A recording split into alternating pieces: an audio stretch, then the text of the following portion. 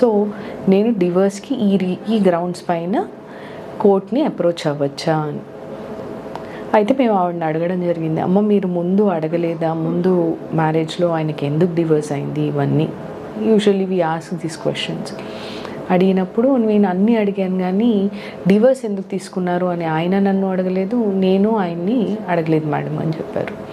So ఇటువంటి reasons ఏమైనా chronic illnesses, okay, incurable diseases, sexually transmitted diseases కనుక అవతల వ్యక్తికి ఉన్నట్లయితే, అది మీకు పెళ్ళైన తర్వాత తెలిసినట్లయితే డెఫినెట్లీ దాన్ని one of the grounds for డివోర్స్గా మనము పెట్టుకొని డెఫినెట్గా కోర్ట్ని అప్రోచ్ అవ్వచ్చు డివోర్స్ గ్రాంట్ చేయమని. ఎందుకంటే ఆ డిసీజెస్ మీకు కూడా ట్రాన్స్మిట్ అవుతాయి కాబట్టి.